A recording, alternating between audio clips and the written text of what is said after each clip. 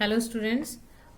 जैसे मैं आपको पहले भी बता चुकी हूँ कि हम शैक्षिक पांचांग के अकॉर्डिंग हमारा चैप्टर 1 और चैप्टर 2 कंप्लीट हो चुका है। उसके बाद जो नया चैप्टर शुरू करने की बात कही थी मैंने, वो इकाई 8 का पार्ट 8 है, मानव स्वास्थ्य तथा रोग, ह्यूमन हेल्थ एंड डिसीज। इसका एक कारण भी मैंने आपको बताया था कि मैं इसे क्यों पढ़ा रही हूँ, क्योंकि आपको अब डिसीज़ के बारे में, अपनी हेल्थ के बारे में पूरी जानकारी होनी चाहिए।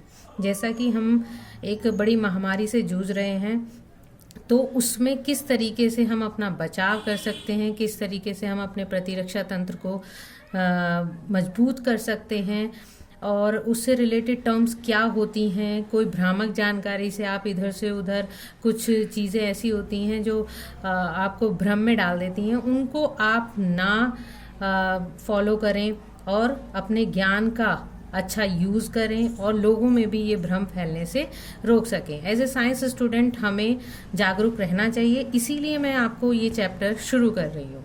अगर हम देखें एनसीईआरटी का ये चैप्टर, तो चैप्टर को 5 भागों में बांट रखा है। पहला है मानव में सामान्य रोग, कॉमन डिसीजेस को हम डिस्कस करेंगे इसमें। दूसरा हम डिस्कस करेंगे प्रतिरक्षा यानी इम्यूनिटी, कि रोगों से लड़ने के लिए किस तरीके से हमारा प्रतिरक्षा तंत्र काम करता है, किस तरीके की इम्यूनिटी उसमें होती है। दूसरी एक बहुत फैटल डिसीज़ है एड्स, उसके बारे में पढ़ेंगे। कैंसर के बारे में पढ़ेंगे और ड्रग और अल्कोहल के कुप्रयोगों के बारे में पढ़ेंगे। यही हेडिंग्स हमारी पूरी इस चैप्टर में कंप्लीट होंगी।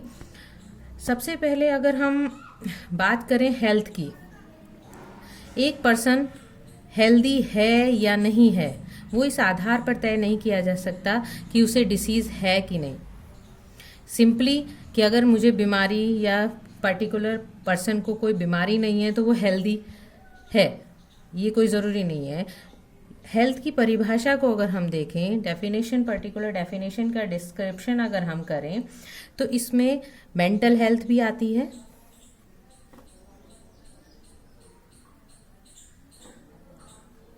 सोशल हेल्थ आती है, फिजिकल हेल्थ आती है।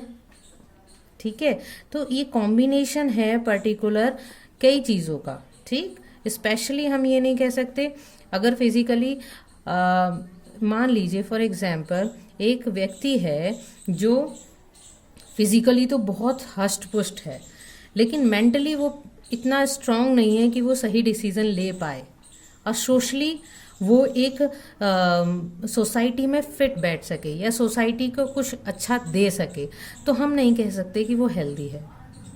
ठीक है,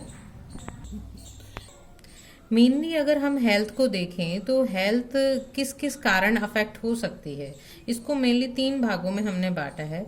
एक तो जेनेटिकली मतलब कि अनुवांशिकता के आधार पर, मतलब कोई डिसऑर्डर हमें अपने पेरेंट्स से अगर पास ऑन होता है, ठीक है, जेनेटिकली ट्रांसफ़र होता है बचपन से ही, मतलब जनरेशन टू जनरेशन वो हम में आ रहा है। या दूसरा हो सकता है इन्फेक्शियस मतलब कि पर्टिकुलर एक पर्सन को इन्फेक्शन लग जाता है। ठीक है, वो जैसे ये ऑल ओवर बीमारियां होती हैं, उन्हें हम कह सकते हैं। थर्डली हम कह सकते हैं लाइफ स्टाइल। अगर हमारे रहने का, खान पीन का तरीका अगर गलत है तो ये भी हमारी हेल्थ को इफ़ेक्ट कर सकता है। तो ये कह सकते हैं हम, ये 3 मेन कारण हैं जिनसे हम अपनी हेल्थ को अफेक्ट कर सकते हैं।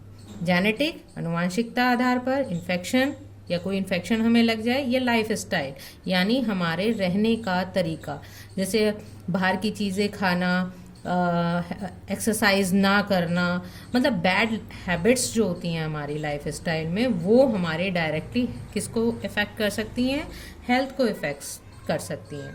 तो हम कह सकते हैं कि गुड हेल्थ मेंटेन करने के लिए सबसे ज़्यादा इम्पॉर्टेंट चीज़ें क्या हैं। सबसे पहली चीज़ है बैलेंस डाइट, यानी हमें संतुलित आहार लेना चाहिए। संतुलित आहार मतलब ये नहीं है पर्टिकुलरली हम कार्बोहाइड्रेट ही ले रहे हैं या प्रोटीन डाइट ही, पर यानी कि डाइट में हर एक न्यूट्रिशन का एक बैलेंस होना चाहिए। दूसरा मोस्ट इम्पॉर्टेंट, जिस पे आप देख रहे होंगे, पर्सनल हाइजीन बहुत ज़ोर दिया जा रहा है। हमें अब अपनी स्वच्छता पर बहुत ज़्यादा ध्यान देना चाहिए। हम देखो आजकल कह रहे हैं कोविड-19 को भगाने का सबसे मजबूत जो तरीका है वो पर्सनल हाइजीन है कि हर बार हर 2 घंटे में हाथ धोइए, अपने आप को साफ और स्वच्छ रखिए, है ना। और हाथ भी धोने का तरीका 20 सेकंड तक हाथ धोइए, ऐसे नहीं कि पर्टिकुलर हाथ चलते चलते हाथ धो लिए, आँख नाक मुंह में आप हाथ मत लगाइए। तो ये भी एक पर्सनल हाइजीन के सेटअप्स ही हैं जो आपको बताए जा रहे हैं और ये गुड हेल्थ के लिए हैं। ये जर्नली भी हमको फॉलो करने चाहिए, है ना। और दूसरा है रेगुलर एक्सरसाइज, ये भी बहुत इम्पॉर्टेंट है। रेगुलर एक्सरसाइज स्पेशली मैं यहाँ पर जिक्र करूँगी योगा का। योगा जो है सांस लेने का तरीका, अभी भी हम ये कह रहे हैं कि हम कोविड-19 से लड़ सकते हैं अगर हम regular exercise fit and fine रहें, ठीक है। नेक्स्ट, हमें पर्टिकुलर डिसीज़ के बारे में अवेयरनेस होना बहुत ज़रूरी है कि वो डिसीज़ है क्या, उसके मतलब वो कैसे फैलती है, कौन से अंग को वो इफ़ेक्ट करती है, उससे कैसे बचा जा सकता है। यानी पूरी अवेयरनेस डिसीज़ के बारे में होनी चाहिए ताकि हम उससे बचाव कर सकें और उसको या तो होने ही ना दें या उससे प्रिकॉशन हम ले सकें, जैसे कि हम अब कर रहे हैं घर में रहकर। हमें पता है कोविड-19 से हम कैसे बच सकते हैं, तो हम उसको फॉलो कर रहे हैं उन रूल्स एंड रेगुलेशन को लगातार और हम उससे बच सकते हैं। अब हम देखें कि डिसीजेज, जो रोगों की हम लगातार बात कर रहे हैं, वो होते कितने प्रकार के हैं।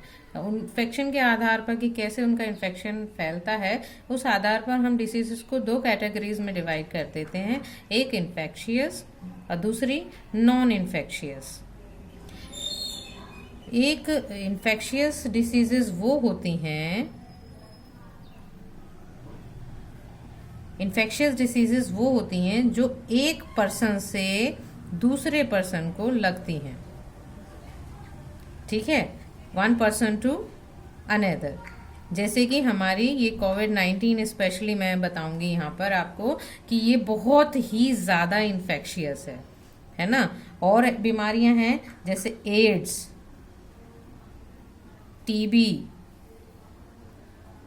और सार्स, आपका कॉमन फ्लू जो सामान्य खांसी जुकाम होता है वो भी इन्फेक्शियस है, ठीक है। एक पर्सन को से दूसरे पर्सन तक ये फैलता है और अब नई बीमारी एक जुड़ी है जिसने सबको हिला के रख दिया है, कोविड-19। दूसरा नॉन इन्फेक्शियस डिसीजेस जो एक पर्सन से दूसरे पर्सन तक नहीं फैलती हैं, जैसे कैंसर, ठीक है। अब इसकी डिटेल बच्चों हम कल पढ़ेंगे।